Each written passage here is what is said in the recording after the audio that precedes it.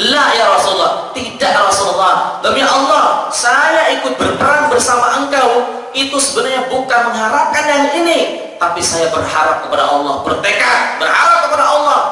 Di saat saya bisa berperang lagi bersama engkau, saya berharap Allah Subhanahu wa ta'ala menancapkan anak panah ke pas di jantungku, kemudian saya meninggal dunia dan saya dijemput oleh bidadari dari surga. Itu saya harapkan kepada Allah Subhanahu wa ta'ala, Rasulullah, bukan ini. Kemudian Rasulullah SAW bersabda kepada laki-laki tadi, Arab Badui, wallahi wa in kana sidqan sadaqallahu bih.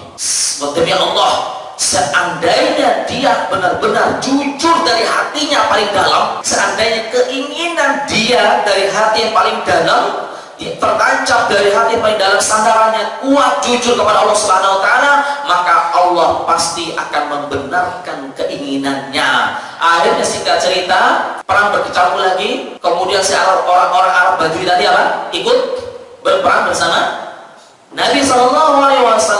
Di tengah-tengah peperangan, apa yang dia inginkan Allah langsung membayar cash. Ketika dia berperang, langsung anak panah tertancap pas di jantungnya, meninggal dunia. Allahu Akbar.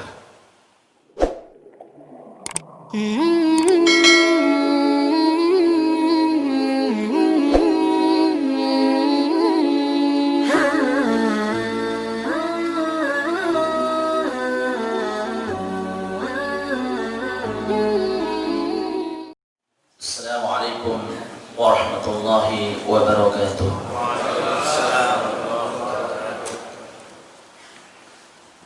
Alhamdulillah hamdan katsiran thayyiban mubarakan fihi kama yuhibbu rabbuna wa yarda. Asyhadu an la ilaha illallah wahdahu la syarika lah wa asyhadu anna Muhammadan 'abduhu wa rasuluh sallallahu alaihi wasallam tasliman katsiran. Ya ayyuhalladzina amanu taqullaha haqqa tuqatih wa la tamutunna illa wa antum muslimun. Allahumma la sahla illa ma ja'altahu sahla wa anta taj'alul hasna idza syi'ta sahla. Alhamdulillah, kita bersyukur kepada Allah Subhanahu wa ta'ala atas nikmat yang Allah karuniakan kepada kita semua sehingga kita bisa hadir di Masjid Al-Muttaqin untuk sama-sama kita mengkaji satu kitab, itu kitab Ahbabullah, kitab 40 karakteristik mereka dicintai oleh Allah Subhanahu wa ta'ala. Mudah-mudahan kita mendapatkan kecintaan darinya, amin ya rabbal alamin. Bapak Ibu sekalian yang dirahmati Allah, golongan yang ketujuh yang akan mendapatkan kecintaan dari Allah Subhanahu wa ta'ala adalah al-mutawakkilun, orang-orang yang bertawakal kepada Allah Subhanahu wa ta'ala. Di halaman 121.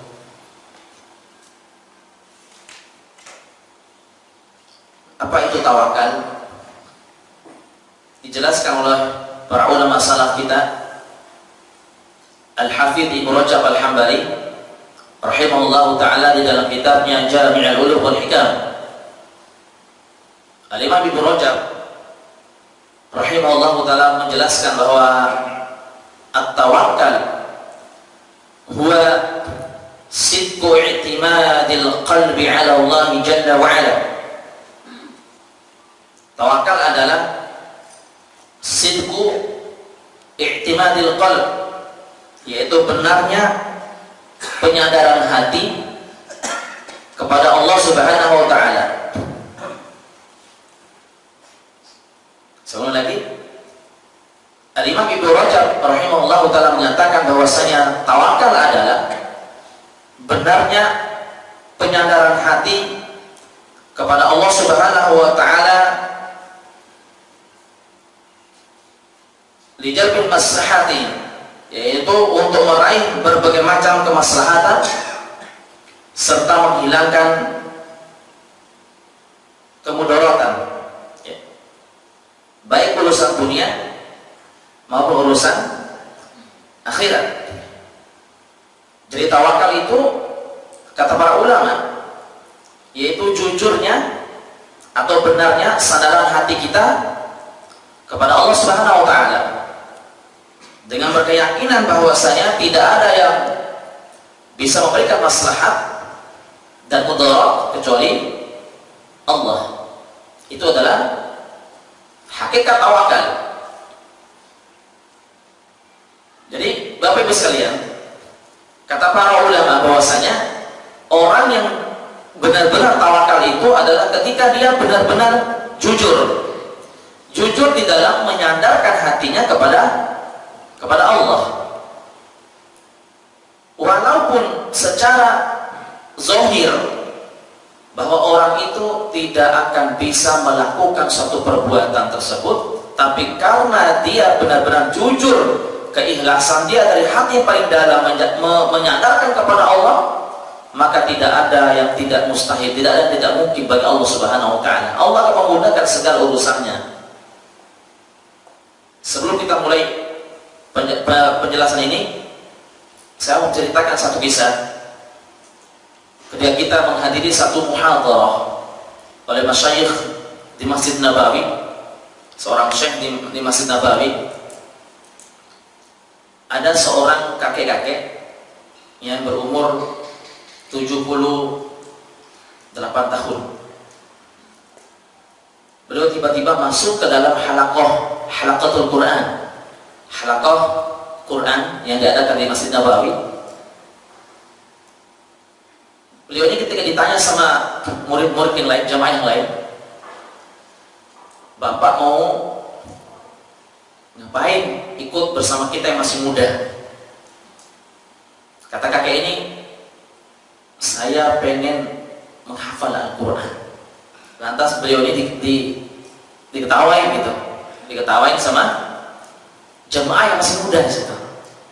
Ya, ada yang mencela beliau, ada yang mengatakan tidak akan mungkin bapak sudah berlanjut usia, umur 78 tahun, tidak akan mungkin bapak bisa menghafal Al-Quranul Karim.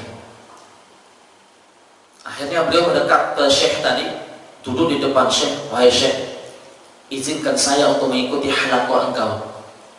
Demi Allah, saya tidak akan mau meninggal dunia kecuali saya bertemu dengan Allah Subhanahu wa taala setelah menghafal 30 juz." Beliau azamnya, tekadnya itu kuat. Tadi sebagaimana penjelasan Ibnu Rajab tadi apa? Jujurnya, sandaran hati kita kepada Allah untuk mendapatkan kemaslahatan dunia dan akhirat. Hanya kata syekh tadi, "Thayyib, tafadhal. Ya, silakan. Kamu boleh mengikuti halaqah saya." Nah, tadi kita lihat 78 tahun umurnya, beliau mulai menghafal. Dan beliau bisa menyelesaikan hafalan 30 juz dalam waktu 4 tahun pas. 4 tahun. 78 ditambah 4 tahun berapa? 82. Di usia 82 tahun, beliau ini alhamdulillah sudah menyelesaikan setoran 30 juz kepada seorang syekh tadi di Masjid Nabawi. Kemudian beliau di usia 83 tahun, setelah selesai setoran tadi, 1 tahun setelah dia menyelesaikan hafalannya, barulah Allah mencabut nyawanya dalam keadaan sudah menghafal 30 juz. Allahu Akbar. Pertanyaannya, menurut kita, logika kita, tidak mungkin orang yang usia yang sudah berlanjut usia bisa menyelesaikan hafalan 30 juz. Menurut logika kita. Tapi ingat, kita itu hanya diperintahkan untuk melakukan hal-hal yang mudah menurut pandangan manusia. Tapi di saat kita berusaha ingin melakukan sesuatu yang sulit menurut manusia, tapi ingat, mudah bagi Allah Subhanahu wa taala, tidak akan sulit bagi Allah. Yang penting apa? Yang penting ikhlas kita, yang penting jujur hati kita di dalam menyandarkan kepada Allah Subhanahu wa taala, maka pasti Allah akan memudahkan urusan kita insyaallah. Keyakinan itu masya Allah, ini tingkatan paling tinggi tauhid kita. Seorang muadzin, pekerjaannya hanya sekedar maaf azan, buka tutup masjid, membersihkan masjid. Yang menurut kita tidak akan mungkin seorang muazin bisa menginjak kakinya ke tanah suci dengan gaji sekian. Tidak mungkin, ini menurut logika manusia.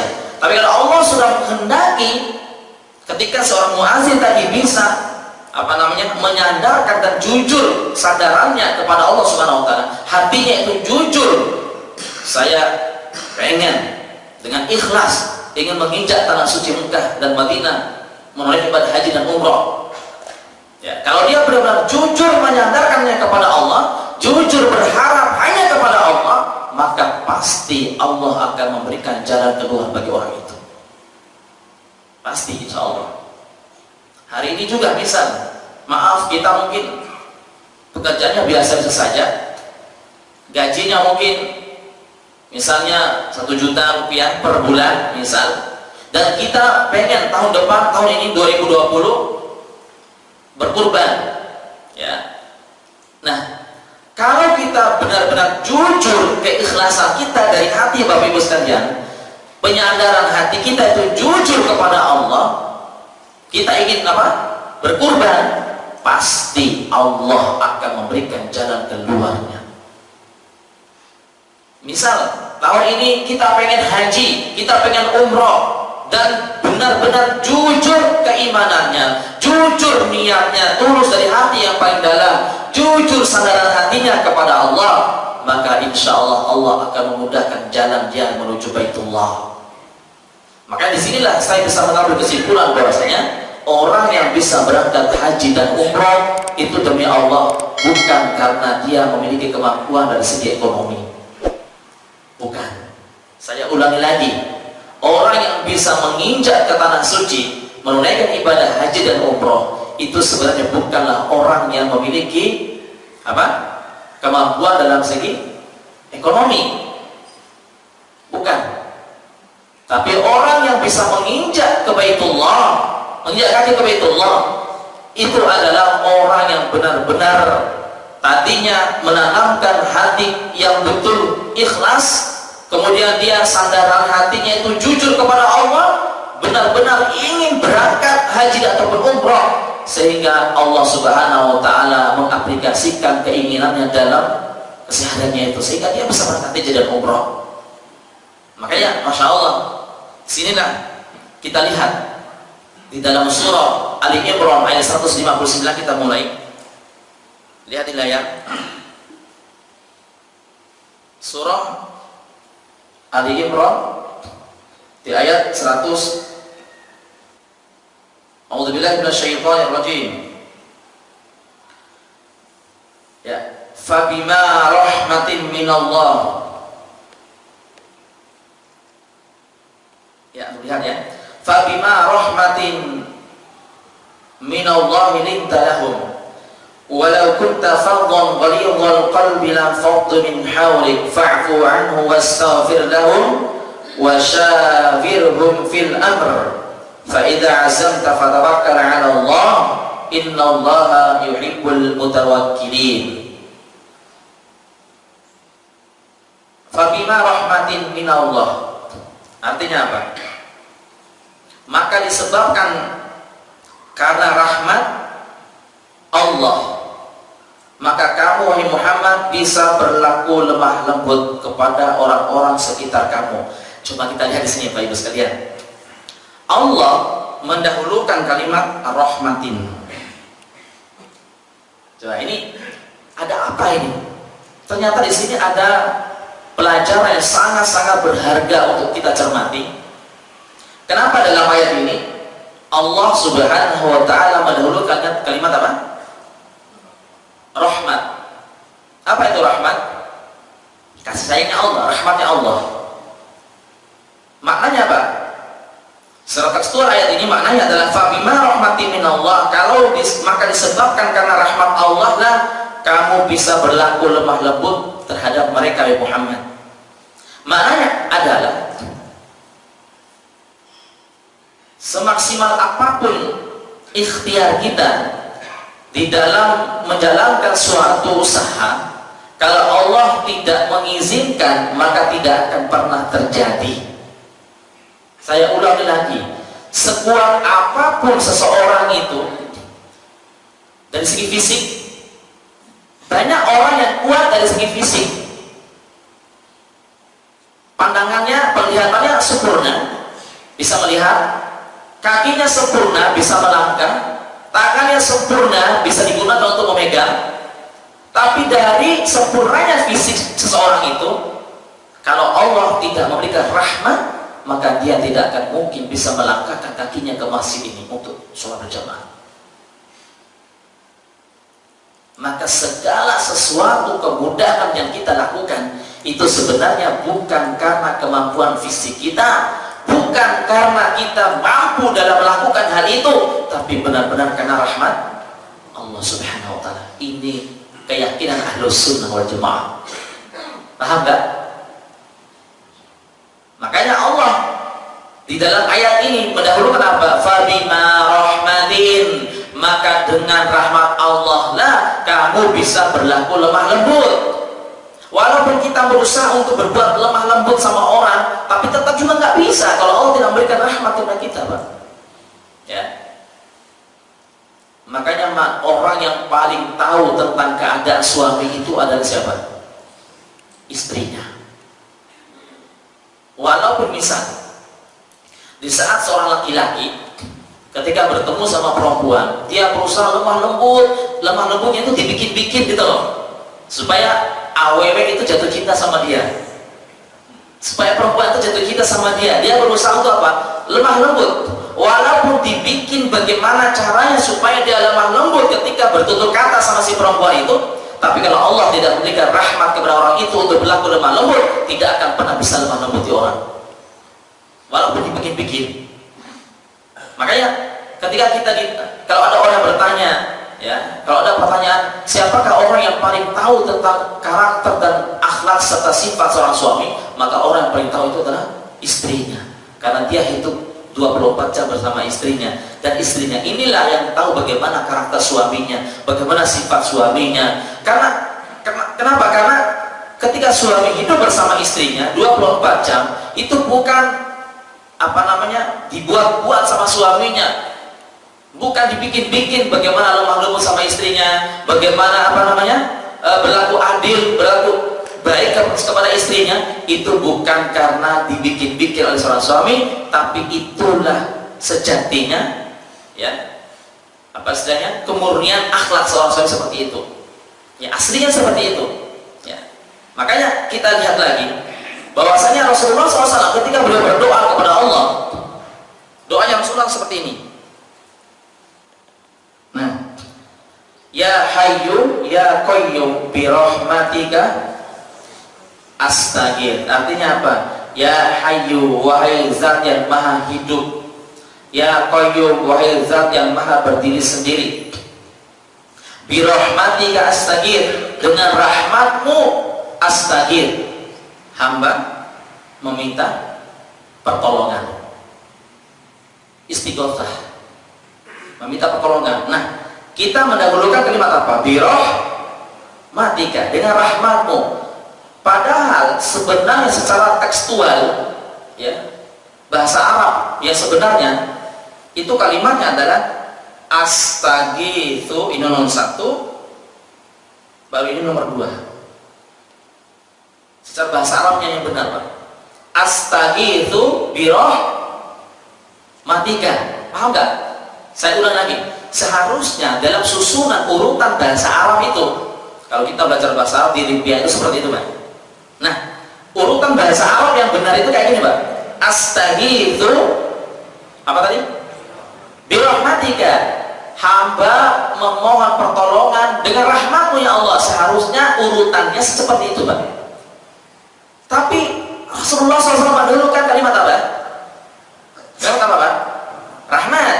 Bi rahmatika astaghfir, dengan rahmatmu ya Allah hamba memohon pertolongan. Disinilah makna yang sangat besar yang wajib kita tanam dalam hati kita, bahwasanya semua ini, Pak, seandainya 1.000 orang, ya, 1.000 orang meminta pertolongan kepada Allah, meminta bantuan, meminta perlindungan kepada Allah. Seandainya 1000 orang ini meminta pertolongan kepada Allah Subhanahu wa taala, pertanyaan saya, apakah semua yang berdoa meminta perlindungan kepada Allah, apakah semuanya dilindungi sama Allah, apa hanya orang-orang tertentu, Pak? Apakah semuanya 1000 itu yang dilindungi sama Allah nggak, atau tidak semuanya, Pak? Tidak semuanya. Kenapa? Karena rahmat Allah itu tidak diberikan kepada orang-orang kecuali atas kehendakinya, atas dikehendaki oleh Allah Subhanahu wa taala. Dari 1000 orang ini paling mungkin 1 atau 2 atau 3 bahkan 10 orang itulah yang diberikan perlindungan oleh Allah dengan rahmatnya. Paham sampai sini, Pak? Makanya sekali lagi, kalau Bapak Ibu, kalau kita ingin kembali ke tadi, menginjak ke tanah suci, jangan pesimis. Ya Allah, bisa nggak ya saya pergi haji? Bisa nggak ya saya umroh? Saya itu pekerjaannya penjual somai misalnya. Saya pekerjaannya penjual gorengan. Bisa nggak ya naik haji? Bisa nggak ya naik umroh? Ingat, yang memberangkatkan kita itu bukan pekerjaan kita. Yang memberangkatkan kita itu bukan keringat kita, bukan, Bapak Ibu sekalian. Yang memberangkatkan kita bukan ilmu kita, bukan kecerdasan kita, bukan, tapi karena rahmat Allah Subhanahu wa taala. Saya juga seperti itu dulu, Pak. Pengen umroh gitu kan. Pengen haji, pengen umroh. Gimana sih bentuk selama ini kita lihat Ka'bah itu hanya digambar doang kan? Hanya di televisi lah. Itu pun Masya Allah kalau ada live Makkah, live Madinah itu selalu diputar di TV-TV yang Islam itu, Pak. Hanya sekedar lihat di TV, Pak.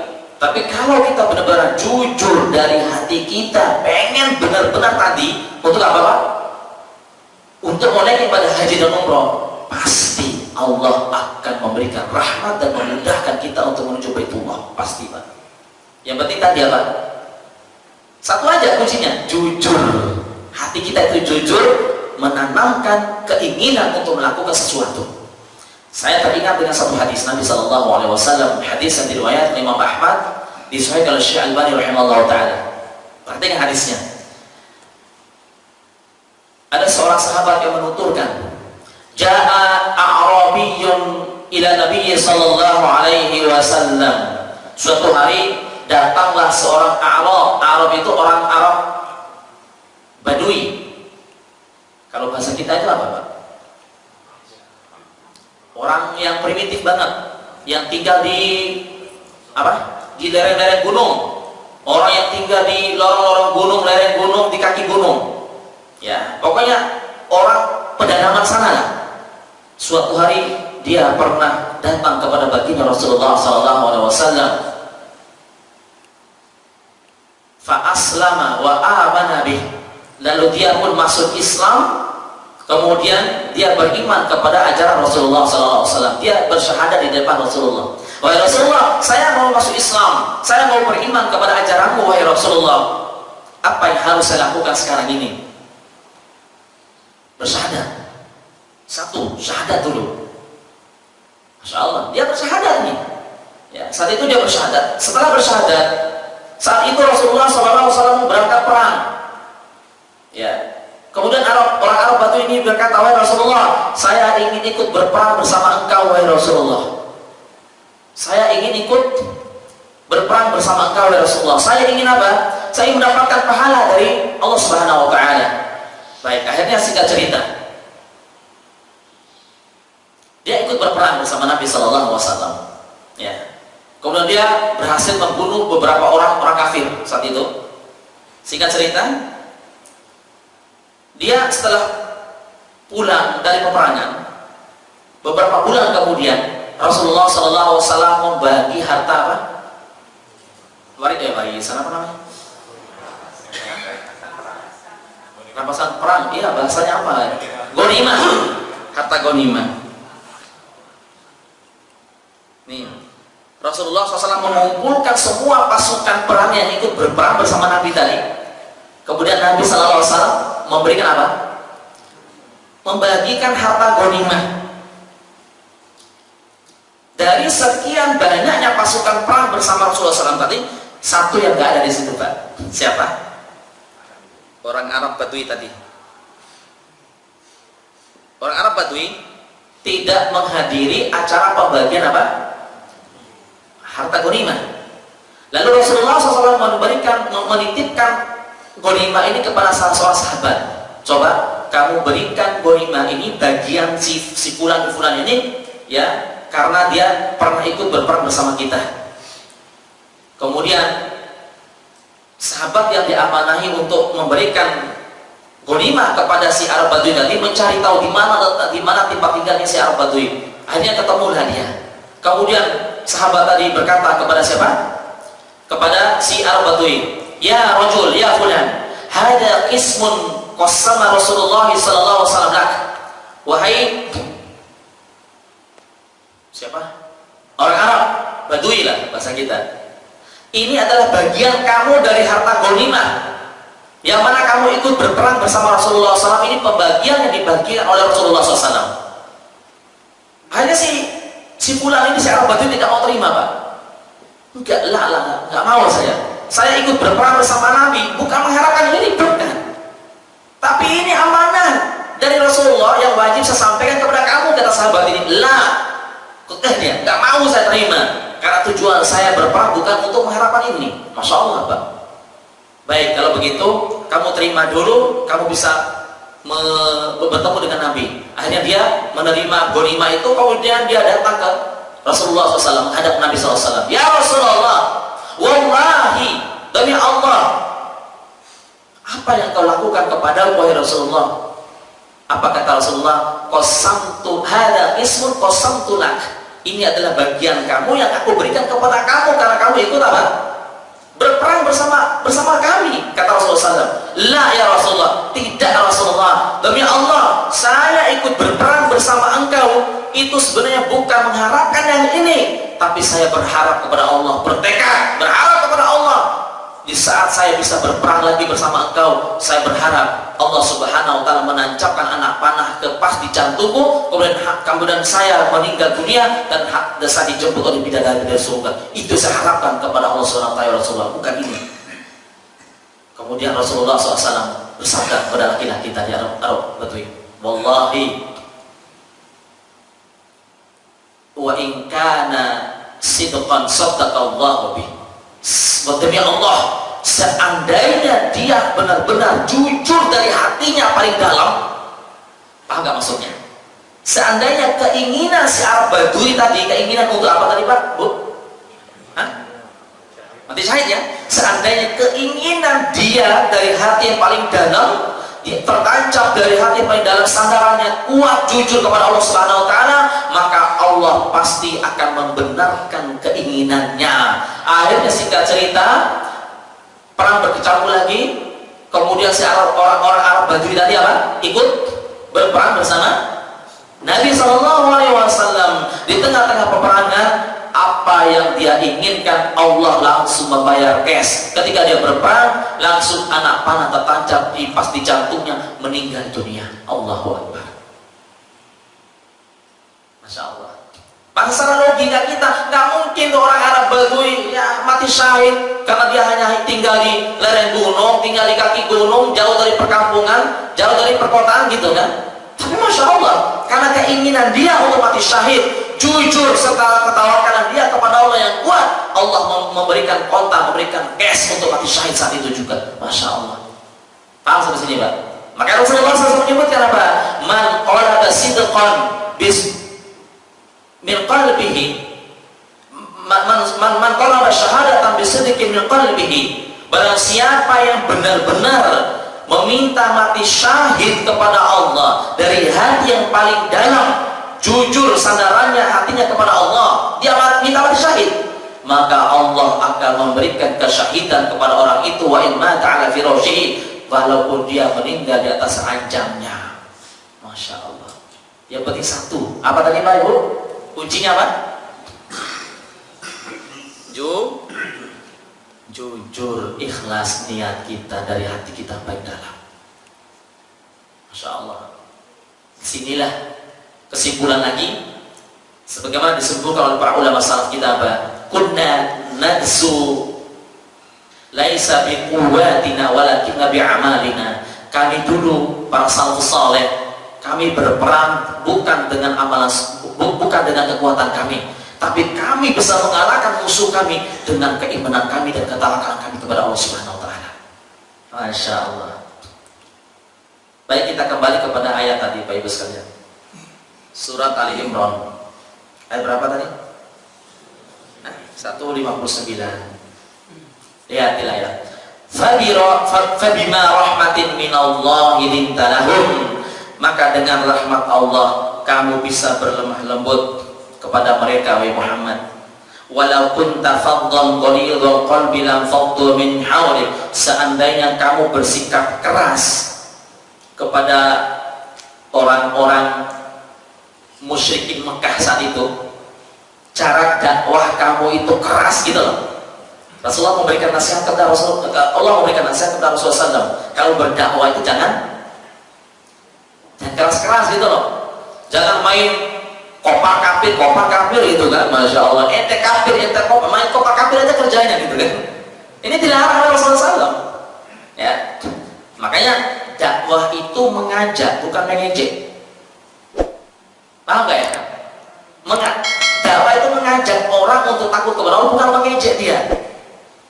Makanya kata Allah, seandainya kamu Muhammad bersikap keras kepada orang-orang kafir itu, lam faddu min hawlik, maka pasti mereka akan menjauhi dirimu, wahai Muhammad. Kemudian Allah berfirman lagi, fa'fu anhum, maka maafkanlah mereka, wastaghfir lahum, dan memintakan ampun untuk mereka, wasyawirhum fil amr, dan bermusyawarahlah dengan mereka masalah urusan masalah sesuatu. Fa idza azabta, kalau kamu sudah bertekad jujur dari hati kamu paling dalam, fatawakkal 'ala Allah, maka serahkanlah urusannya kepada Allah, bertawakal kepada Allah Subhanahu wa taala. Innallaha yuhibbul mutawakkilin, sesungguhnya Allah mencintai orang-orang yang bertawakal. Masya Allah, ini ayatnya menjelaskan kepada kita bahwa golongan yang ketujuh yang dicintai oleh Allah adalah orang-orang yang bertawakal dengan jujur. Tapi ingat, Pak salaf kita Al-Imam Al-Hafidh Ibnu Rajab Al-Hambali menjelaskan rukun tawakal itu ada dua, Pak. Rukun tawakal. Jadi tawakalnya bukan tawakal buta. Tahu tawakal buta nggak? Hah, Pak? Tahu tawakal buta nggak? Kayak gimana tawakal buta itu? Siapa itu? Tawakal buta.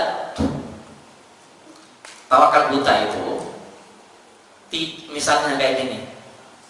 Besok anak-anak kita uang, misal ujian akhir nasional gitu kan, ujian akhir. Kemudian ketika orang tuanya bertanya, nak, kok kamu hanya main game tidur-tiduran, kenapa nggak belajar yang rajin, so bisa lulus? Saya tawakal sama Allah, Bu. Nah, ini tawakal buta namanya. Tawakal buta. Makanya para ulama kita menjelaskan bahwasanya rukun tawakal itu ada dua. Yang pertama adalah salah satu dari dua rukun tawakal hilang dari diri kita, berarti tawakalnya nggak benar. Umar bin Khattab radhiyallahu anhu pernah berkata, ketika melihat ada seorang pemuda yang pekerjaannya hanya berdoa di masjid, dari pagi sampai sore berdoa, Umar bin Khattab bertanya, wahai fulan, apa yang kamu lakukan di masjid? Ya Amirul Mukminin, wahai khalifah, saya berdoa kepada Allah meminta rezeki dari langit. Semoga Allah menurunkan rezeki dari langit. Apa kata Umar bin Khattab radhiyallahu anhu? Kamu berdoa terus menerus tanpa usaha, itu hampa. Tahu hampa nggak? Hampa itu kayak gimana? Hah? Kosong ya? Sampai bohong gitu. Sebaliknya, jika kamu berusaha terus menerus tanpa adanya doa, itu sombong. Nah, itu rukunnya tuh. Kita berusaha, kita berdoa terus menerus, ya Allah berikan ini, tapi tidak ada ikhtiar, tidak ada usaha, maka itu disamakan bohong, Pak. Jangan bohong. Atau sebaliknya, ketika kita memperbanyak usaha terus menerus tanpa berdoa kepada Allah, berarti ini ini apa? Hah? Sombong. Ya sombong. Kenapa? Karena gini Mbak, orang yang berusaha ini maknanya adalah dia hanya mengandalkan kemampuan dirinya tanpa melibatkan Allah Subhanahu wa taala. Sombong dia. Ini sering saya sampaikan tiap kajian Bapak Ibu sekalian. Sekecil apapun urusan kita dan kita mampu sebenarnya melakukan itu, tapi jangan pernah tidak melibatkan Allah Subhanahu wa taala. Jangan pernah kita tidak melibatkan Allah. Walaupun itu mampu kita lakukan, Bapak Ibu sekalian. Contoh. Seorang dokter ini mampu dia ngobati pasiennya. Tapi sebelum mengobati pasiennya, ini saya ngajar ngajar di kampus Institut Islamic Medicine, salah satu kampus tentang ilmu kedokteran. Nah, saya mengajarkan bagaimana memadukan antara tauhid akidah dengan pengobatan kepada para dokter-dokter itu. Dan sampai ketika mengobati pasiennya itu dengan berkeyakinan, saya bisa mengobatinya. Ini bahaya. Paham nggak maksudnya? Kalau kita mengatakan saya paling bisa, saya bisa, tidak ada bedanya kita dengan iblis laknatullah alaihi. Karena iblis mengatakan ana khairun minhu, saya lebih baik daripada Adam. Kalau udah mengatakan seperti itu, na'udzubillah min dzalik, kita telah mewarisi sifat iblis laknatullah alaihi. Maka bagaimana caranya? Saya hanya bisa mengobati, adapun yang menyembuhkan adalah Allah Subhanahu wa taala. Itulah seharusnya kode etik seorang dokter seperti itu, Pak. Dokter itu hanya bisa mengobati tapi tidak bisa menyembuhkan. Tauhid, Pak. Ya. Baik, kita lanjut. Masih ingat kisah Maryam? Kisah Ibunda Maryam. Yang ngapain?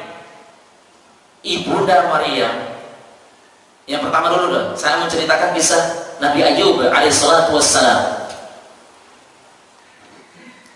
Kisah Nabi Ayub ini mengajarkan kita tentang hakikat tawakal yang sebenarnya, Pak.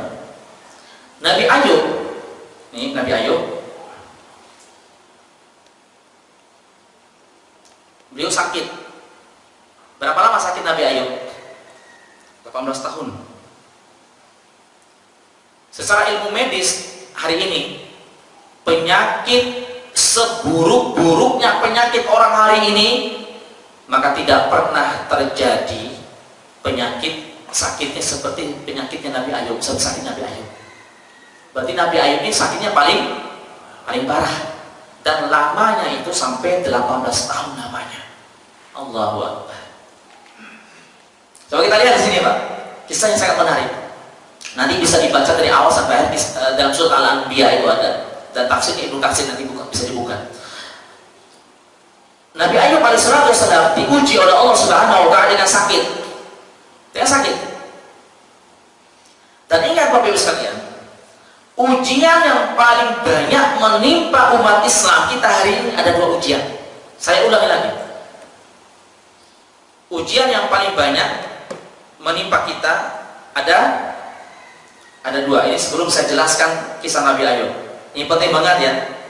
Ada 2 ujian yang paling sering, yang paling banyak menimpa kita.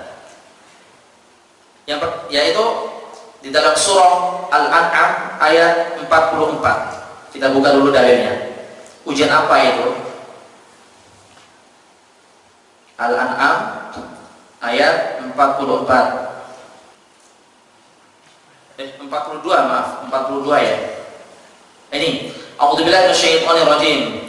Walaqad arsalna ila umamin min qablika fa akhadnahum bil ba'sa'i wad dharra'i la'allahum yatadarra'un. Walaqad arsalna, dan sungguh kami telah mengutus para rasul ila umamin, kepada umat-umat min qablika, sebelum kamu wahai Muhammad.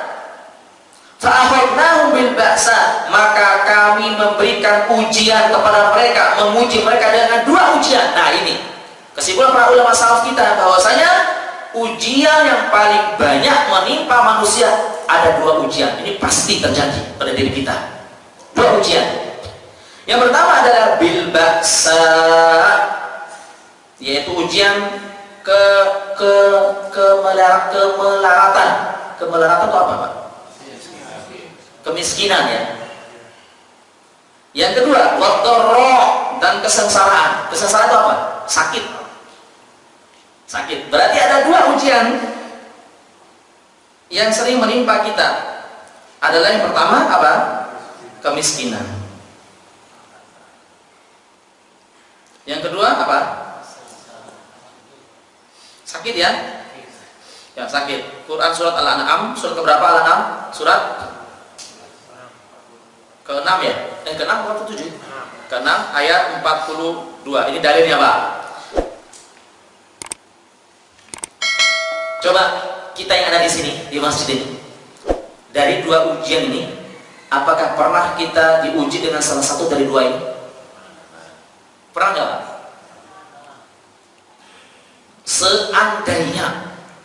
Seandainya nih, Pak, maaf, seandainya dari dua ujian ini, kemiskinan atau kesakitan, sakit, ya, seandainya salah satu dari dua ini kita belum pernah mendapatkannya, Allah mengatakan apa? Hati-hati itu manusia itu, hati-hati. Kalau ibu-ibu, saya paling sering, Ustaz, yang mana? Nomor 2. Sakit apa, Bu? Sakit hati. Nah, itu juga ujian, Bu. Ujian itu. Kata orang gini, lebih baik sakit gigi daripada sakit hati. Itu orang nggak pernah sakit gigi. Saya bilang sama istri saya, dia tahu nggak? Saya bilang sama istri saya, kan saat itu saya lagi sakit gigi, ya Allah, sampai guling-guling, Pak, ya Allah, nggak mau dengar ada suara-suara di samping kiri kanan itu, pengen makan gitu kan, Masya Allah, saking apa, sampai kubur-kubur rasanya, Pak. Ada saya bilang sama istri saya ketawanya, ya Allah, Masya Allah, seumur nikah baru kali itu saya dengar istri saya ketawa kayak gitu. Saya bilang gini, lebih sakit gigi daripada ada yang melahirkan itu. Saya bilang gitu. Astagfirullah, ketawa dia kayak orang pernah lahiran aja katanya. Saking awal saya sakit gitu, ya. Masya Allah. Nah, ini adalah ujian. Jika ada seorang suami yang menyakiti hati istrinya, anggap saja ibu itu adalah sebagai apa? Ujian. Karena sejahat-jahatnya suami ibu-ibu di dunia ini tidak sejahat si Fir'aun, ya kan? Manusia paling jahat, suami paling jahat di dunia ini tidak sejahat siapa? Fir'aun. Tapi ibunda Asia bisa bersabar sehingga Allah membangunkan istana di dalam surga untuk dia karena kesabarannya. Baik, kita lanjut. Nabi Ayub, tadi apa saya bilang tadi, Pak? Nah, jadi dua ini, kemiskinan dan sakit ini pasti akan menimpa kita. Pertanyaannya adalah, seandainya kita di masjid ini belum pernah merasakan salah satu dari dua ujian ini, Allah memberikan peringatan kepada kita di ayat yang berikutnya. Itu ayat yang berikutnya, ayat 44, lihat tuh. Yang paling bawah tuh, Pak. Itu seandainya, saya ulang lagi nih, seandainya salah satu dari dua ini kita belum pernah mendapatkannya, kita belum pernah diuji dengan apa? Kemiskinan, dan kita juga belum pernah diuji dengan apa? Sakit. Allah Subhanahu wa taala mengatakan, falamma nasu ma dzukiru bihi, ketika mereka semua itu melupakan dua ujian itu, mereka tidak mendapatkan dua ujian itu, walaupun mereka bermaksiat kepada Allah, tapi tidak pernah diberikan ujian seperti itu, gitu. Mereka nggak pernah sholat, nggak pernah melakukan ketaatan kepada Allah, tapi hidupnya tetap apa? semakin naik gitu loh. Usahanya semakin sukses padahal dia jauh dari Allah Subhanahu wa taala. Paham enggak maksud saya? Usahanya semakin naik, usahanya semakin berkembang padahal dia jauh dari Allah. Karena usahanya dia semakin jauh dari Allah, semakin melupakan Allah Subhanahu wa taala. Nah, seandainya kalau bahasa gampang itu tidak pernah bangkrut. Gitu kan? Tidak pernah bangkrut. Kalau bangkrut kan berarti miskin kan itu. Nah, kita lihat falamma nasu ma dzukiru bih, seandainya mereka itu melupakan dua ujian yang kami berikan kepada mereka, fatahna alaihim abwaaba kulli syai', maka pasti kami akan memberikan kepada mereka abwaaba kulli syai', pintu-pintu kemudahan dari segala arah. Hatta idza farihu, sampai mereka semakin bergembira dengan kebaikan yang kami miliki itu.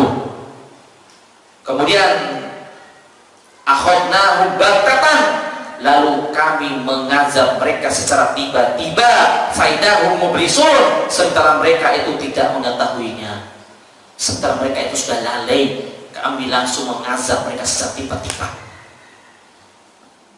Kalau orang hidupnya anteng-anteng saja, padahal dia bermaksiat kepada Allah, dia jauh dari Allah, tapi hidupnya biasanya nggak pernah sakit, nggak pernah diuji dengan kemiskinan. Hati-hati itu. Orang seperti itu rawan mendapatkan azab secara tiba-tiba. Paham ya? Baik, kita lihat, kita kembali lagi ke tadi. Dari dua ujian ini, ujian yang manakah yang menimpa Nabi kita Nabi Ayub alaihissalam? Sakit. Dua-duanya. Dua-duanya. Tapi yang paling lama itu adalah sakit sampai 18 tahun, sampai istri kesayangan beliau melarikan diri dari rumahnya. Kenapa, Bang? Bayangkan bau busuk nih Nabi Ayub ini, lukanya dari ujung kaki sampai ujung kepala lukanya, dan bukan hanya sekedar luka, mengeluarkan nanah, darah dan belatung-belatung. Dari jarak ratusan meter itu sudah kecium baunya. Termasuk istri tercintanya itu apa, melarikan diri, Bang, nggak tahan gua, Bang, gitu kan. Saya mau pergi, kata istrinya. Benar itu? Iya. Ya udah, kamu pergi. Tapi saya bernazar, saya berjanji, kata Nabi Ayub, kalau saya sembuh, saya berhasil, ya, dan kamu kembali lagi kepada saya cambuk kamu 100 kali. Baik, Bang, kata istrinya. Udah, istrinya pergi, Pak. Masya Allah, dengan antaranya pergi gitu kan, pergi menjauhi suaminya dengan lama, belasan tahun lamanya. Kata para ulama, belasan tahun lamanya, Pak. Bukan pergi sebulan, 2 bulan, 3 bulan. Ya.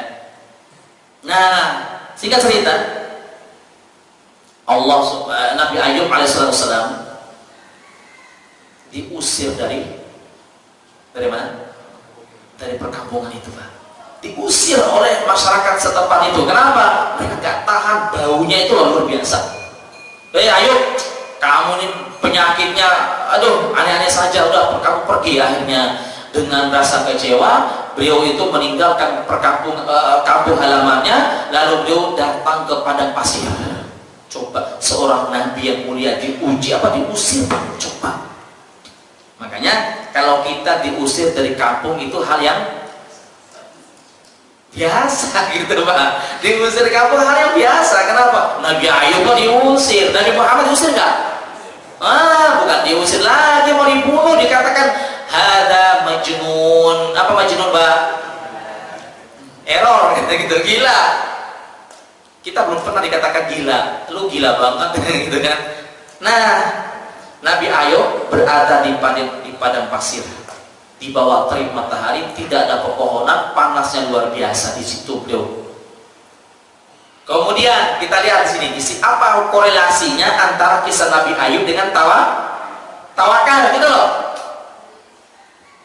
Ada korelasinya di sini, Pak. Nabi Ayub duduk di sini di padang pasir. Kemudian Allah Subhanahu wa taala memerintahkan Nabi Ayub untuk menghentakkan kedua kakinya ke pasir. Wahai Ayub, wa nada fil dhulumat, Nabi Ayub Ayub hanya bisa berkeluh kesah kepada Allah. Allah sebaik-baik zat yang bisa kita apa namanya ini berkeluh kesah. Nabi Ayub tidak mengeluh di Facebook. Kayak orang sekarang ini Pak, ada masalah sama suaminya, langsung apa? Buka Facebook bertanya, apa yang Anda pikirkan? Kata Facebook. Akhirnya dia upload, lagi bete, ada masalah sama suami, uang jajannya sudah dikurangin, kayak gitu kan. Udah ngeluhnya di mana? Di Facebook. Masya Allah. Kenapa nggak angkat kedua tangan minta ngeluhnya sama Allah? Karena kita ini nggak percaya Pak, ngeluh sama Allah nggak percaya gitu kan. Mau kita aja yang instan. Masya Allah, kayak mie instan aja gitu. Akhirnya dia menghentakkan kakinya atas perintah dari Allah Subhanahu wa Ta'ala. Wahai Ayub, hentakkan kedua kakimu di apa? Di pasir. Niscaya air itu akan keluar. Seandainya air itu sudah keluar, maka kamu ambil air, kemudian siram dari atas kepala sampai ke kaki kamu, niscaya akan sembuh. Nah, disinilah letak hakikat tawakalnya. Ada usaha dan ada doa. Perhatikan di sini Pak. Seandainya Pak, seandainya Nabi Ayub sudah berdoa kepada Allah, bisa nggak Allah langsung menyembuhkan penyakit Nabi Ayub itu? Bisa nggak? Bisa, dia seorang Nabi Pak. Kalau dia berdoa, kalau Nabi itu berdoa, pasti dikabulkan sama Allah Subhanahu Wa Taala. Bisa Pak. Tapi di sini Allah tidak mengajarkan seperti itu. Tapi Allah, kaget saya. Tapi Allah mengajarkan Nabi Ayub serta nabi-nabi yang lain serta umat-umat itu untuk apa? Untuk adanya usaha. Nah, di mana usahanya Nabi Ayub di sini Pak? Menghentakkan kakinya, lalu keluar air yang sangat banyak, kemudian dia mengusap dari kepala sampai kaki, saat itu juga sembuh langsung.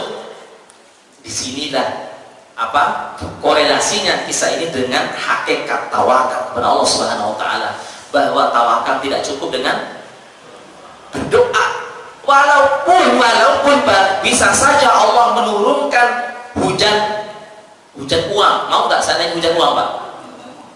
Mau nggak Pak? Ibu-ibu mau nggak? Enggak, saya mau itu. Hujan uang tapi uangnya warna merah semua. Mau nggak Ibu? Jujur, mau nggak? Saya mau, tapi hanya di rumah saya doang. Hujan, Masya Allah, mau banget itu. Yang penting hujan uangnya itu jangan yang logam, bahaya. Kalau yang warna merah nggak apa-apa, standby di rumah. Bisa saja seperti itu Pak. Allah tidak menginginkan seperti itu. Allah mau kita itu usaha. Masya Allah, luar biasa ini. Akhirnya apa? Nabi Ayub kembali ke kampung halamannya setelah sembuh. Disitulah beliau usaha sampai menjadi orang yang paling kaya di situ Pak. Tadinya miskin, kere, akhirnya jadi kaya. Pulanglah istrinya dengar kabar bahwa Nabi Ayub sudah kaya dan sudah sembuh. Bang, gitu kan? Masya Allah. Akhirnya mau kembali lagi sama abang. Ada uang abang sayang, abang sakit abang saya tendang. Masya Allah. Akhirnya apa Bapak Ibu sekalian? Nabi Ayub, baik, saya terima kamu, tapi saya harus menunaikan sumpah saya tadi. Sumpahnya apa? Cambuk sebanyak 100 kali. Nah, di sini Nabi Ayub mengajarkan kepada kita bahwa ketika mencambuk istri itu jangan seperti orang smackdown. Mencambuk dalam artian memberikan pelajaran kepada mereka, cambuk yang tidak menyakitkan. Jadi cambuknya itu yaudah, siap ya, 1, 2, 3 gitu. Jadi nggak sakit. Ini kalau kita siap, oh Masya Allah, KDRT sudah gitu. Makanya kalau istri kita bermaksiat kepada Allah Subhanahu Wa Taala, yang pertama nasihatin dulu. Kalau masih ngeyel tetap bermaksiat juga, nasihatin. Sudah nasihatin, pisah aja. Kalau tetap ngeyel juga, pukul mereka dengan pukulan tidak menyakitkan mereka, tidak membekas. Ya pukulannya tuh, pukulnya pakai bantal guling pukulnya. Ya, jangan pakai beton apa gitu.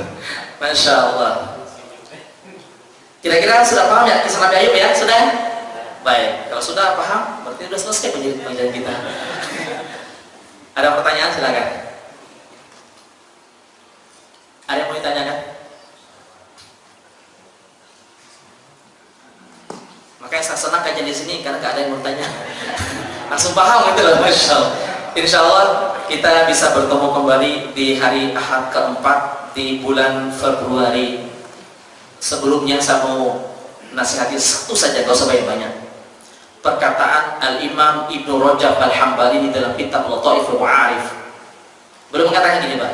Kana as-salaf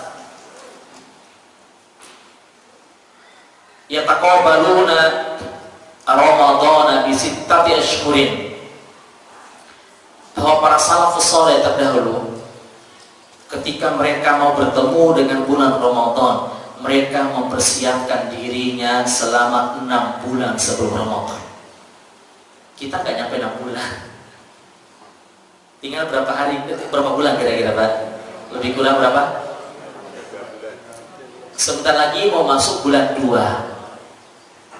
Bulan 4 ya? Akhir bulan 4 kita akan masuk bulan Ramadan. Sudahkah kita persiapkan gitu kan? Persiapan ilmu, uang pertama ya, ibu-ibu ya, persiapkan uang dan sebagainya gitu. Itu harus persiapkan. Salah dulu apa? 6 bulan. Kalau kita ya 1 bulan mungkin ya. Ini hanya peringatan dari para salafus saleh agar apa? Agar kita mempersiapkan dari sekarang ya. Wallahu a'lam bishawab. Kita tutup dengan doa kafatul majlis. Subhanaka wa bihamdik asyhadu an la ilaha illa anta astaghfiruka wa atubu ilaik. Assalamualaikum warahmatullahi wabarakatuh.